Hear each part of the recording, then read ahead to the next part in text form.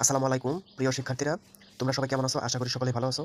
তোমাদের জন্য আজকে আইসিটির এমন একটা সাজেশন তৈরি করেছি যেটা তাদেরই সবথেকে বেশি কাজে লাগবে যারা আইসিটির গণিত বা আইসিটির অঙ্ক পারো না।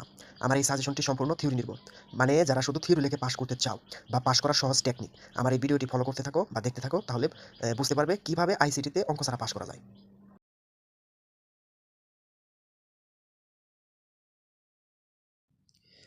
আইসিটিতে পাশ করার জন্য সবার প্রথমে প্রথম এবং দ্বিতীয় অধ্যায় খুবই ভালো করে পড়তে হবে। তবে দ্বিতীয় অধ্যায় একটু বোঝার বিষয় আছে। এখান থেকে বোর্ড পরীক্ষায় মারপ্যাচ দিয়ে প্রশ্ন করা হয়। প্রথম ও দ্বিতীয় অধ্যায় থেকে কয়টা প্রশ্ন আসতে পারে? বেশিরভাগ ক্ষেত্রে বোর্ড এখানে 3টা প্রশ্ন করে, তবে মাঝে মধ্যে বোর্ড এখানে 4টাও প্রশ্ন করে, তবে খুব কম ক্ষেত্রে 2টা বা 4টা প্রশ্ন করে। প্রথম অধ্যায় থেকে সাজেশন: বিশ্বগ্রামের ধারণা, virtual reality, robotics, cryosurgery, biometrics, bio informatics, nanotechnology, genetic engineering. দ্বিতীয় অধ্যায় থেকে যা যা most important: data communication. Data communication খুব ভালো করে পড়তে হবে, মানে ডেটা কমিউনিকেশনের অধীনেই পুরো দ্বিতীয় অধ্যায়। 2. অ্যাসিনক্রোনাস ও সিনক্রোনাস বিভিন্ন কেবল, যেমন ওই যে ফাইবার অপটিক্যাল কেবল, কোএক্সিয়াল কেবল, এই ধরনের কেবলগুলো খুব ভালো করে পড়তে হবে। Unicast, broadcast, simplex mode, half duplex mode. এখানে একটা মিসিং করেছি, মাল্টিকাস্ট, এটাও পড়তে হবে। Wifi, WiMAX.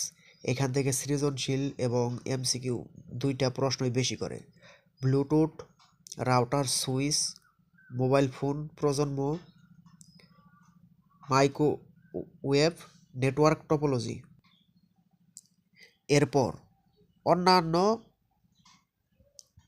অধ্যায়ের সকল প্রশ্নের ক আর খ মুখস্থ করে লিখে আসতে হবে। তাহলে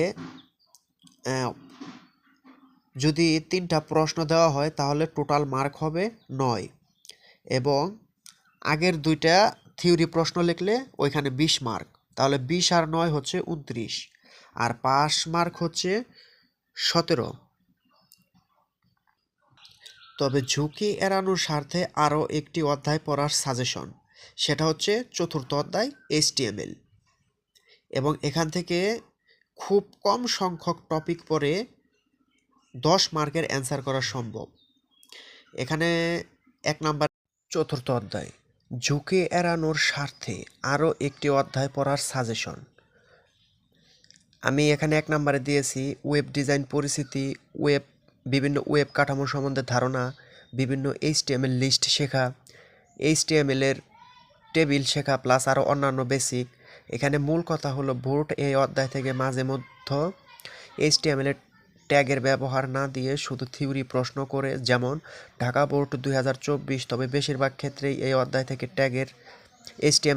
HTML কোড করতে বলে। তবে 20 থেকে 25টা ট্যাগের ব্যবহার জানলে যে কোনো HTML কোড পারা সম্ভব। তবে আরেকটি মূল বিষয় হলো এই অধ্যায়টা অনেক সহজ। বেশিরভাগ ক্ষেত্রে বোর্ড এখান থেকে একটা প্রশ্ন দেয়, তবে মাঝে মধ্যে 2টাও দেয়।